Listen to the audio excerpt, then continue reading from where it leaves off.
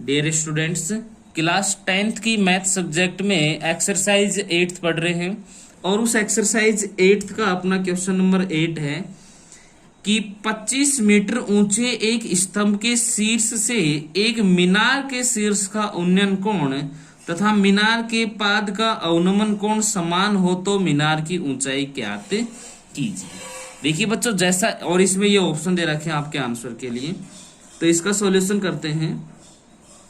जैसा क्वेश्चन ने बोला है सेम उसी प्रकार से करेंगे कि 25 मीटर ऊंचे एक स्तंभ के शीर्ष से, देखिए एक 25 मीटर ऊंचा स्तंभ है, तो मैं ये मान लेता हूं ये आपका है स्तंभ,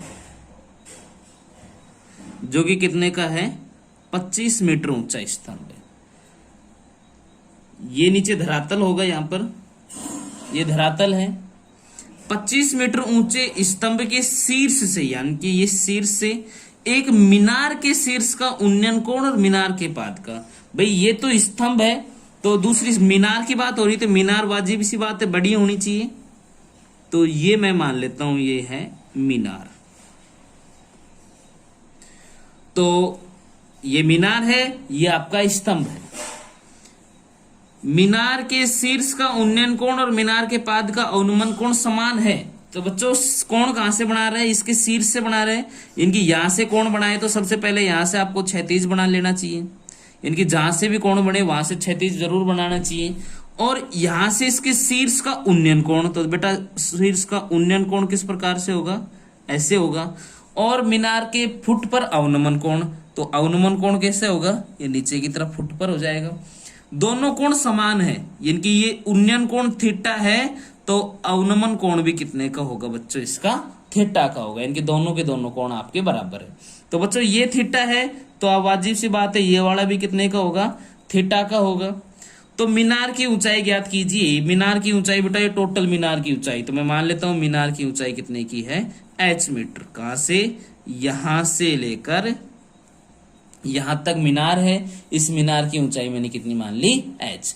लेकिन एक बात ध्यान देने की बात यह है कि ये यहां तक 25 का है तो वाजिब सी बात है ये वाला 25 का ही होना चाहिए। इनकी यहां तक कितने का होगा, ये 25 का, यहां से लेकर यहां तक का। तो ऊपर कितना बच जाएगा, टोटल h है ये 25 हो गया, तो ऊपर आपका बच जाएगा h माइनस 25 का, यहां से लेकर यहां तक आपका h माइनस 25। तो इसको मैं मान लेता हूं ये मीनार जो स्तंभ है इनके बीच की दूरी x मीटर मान लेता हूं, तो ये वाली भी x मीटर ही होगी, क्योंकि जितनी ये दूरी है उतनी ही ये दूरी होगी, तो ये वाली x मीटर होगी। अब त्रिभुज नाम दे देते हैं, इसे a नाम दे दूं, इसे b नाम दे दूं, इसे c बोल दें, इसे d बोल देते हैं और इसे हम बोल देते हैं e। तो डायग्राम आपको ढंग से बनाना आने चाहिए, क्वेश्चन के अनुसार डायग्राम बनाते हैं। तो यहां पर मैं मान लेता हूं, माना मीनार की ऊंचाई बराबर h मीटर। मैंने मान ली मीनार की ऊंचाई कितने की है, h मीटर की है। तो यहां पर बच्चों आपने क्या मानना है कि AC तो है आपका h मीटर। अच्छा ये स्तंभ कितने का है, इनकी DE कितने का है 25 मीटर का, और जितना DE है उतना ही क्या होगा BC। ये BC भी कितने का हो जाएगा, देखो जितना DE है उतना ही BC होगा। तो इधर मैं AB लिख दूं, AB कितने का हो जाएगा, ये ऊपर वाला h माइनस 25 का।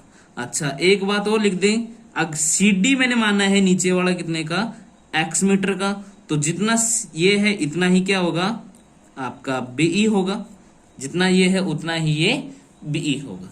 तो अब हम काम करते हैं, देखिए दो त्रिभुज बन गई, एक तो ये नीचे वाली ये त्रिभुज बन गई, चाहे आप इस त्रिभुज में बोल दो चाहे इस त्रिभुज में बोल दो, एक ही बात है। एक त्रिभुज ये ऊपर की तरफ बन रही है और आपको मीनार की ऊंचाई ज्ञात करनी है। तो दो त्रिभुज है, पहले मैं नीचे वाले त्रिभुज में कर लेता हूं, कौन सी में, EDC या CDE में, इसमें कर लो चाहे इसमें कर लो, दोनों एक ही बात आएगी, ठीक है। तो त्रिभुज CDE में क्या लगेगा, tan थीटा लगेगा। क्या होता है, लंब बटे में आधार, और थीटा की जगह थीटा ही है, इनकी tan थीटा बराबर लंब है 25 का और आधार है x का। इसके बटे में 1 लेके क्रॉस प्रोडक्ट कर लें, और क्रॉस प्रोडक्ट करने का मतलब है x tan थीटा बराबर कितना हो जाएगा 25, और यहां से x का मान निकालूं तो 25 बटे में tan थीटा, और इसे मैं बोल देता हूं समीकरण नंबर 1। देखिए अब मैंने इस त्रिभुज में कर लिया। अब एक ऊपर वाली त्रिभुज ले लो, कौन सी? त्रिभुज ए बी ई में, यानी कि त्रिभुज ए बी ई में वही लगाओगे आप। tan थीटा बराबर होता है लंब बटे आधार के, तो tan थीटा बराबर, देखिए इस वाले त्रिभुज के लंब ये रहेगा, आधार ये रहेगा, तो लंब कितने का है इसमें h-25, और आधार कितने का है इसमें बेटा x का है। तो इसके बटे में 1 लेके क्रॉस प्रोडक्ट कर लें, तो x tan थीटा बराबर हो जाएगा h-25, या फिर आप इसको समीकरण 1 नंबर नाम देके इसी को दे देते हैं डायरेक्ट, या फिर लिख लो कि यहां से समीकरण 1 से x का मान रखने पर, भाई x का मान समीकरण 1 से कितना है 25 बटे tan थीटा, और ये x की जगह रख दिया। आगे क्या चल रहा है आपका tan थीटा गुणा में tan थीटा बराबर है h-25। tan थीटा से tan थीटा कट गया आपका, तो कितना आ गया बच्चों 25 बराबर h-25। इस 25 को इधर भेज दूं तो एक 25 चल रहा है, ये इधर आया तो प्लस का 25 बराबर h, यानी कि h बराबर हो जाएगा 50 मीटर। अतः मीनार की ऊंचाई बराबर 50 मीटर।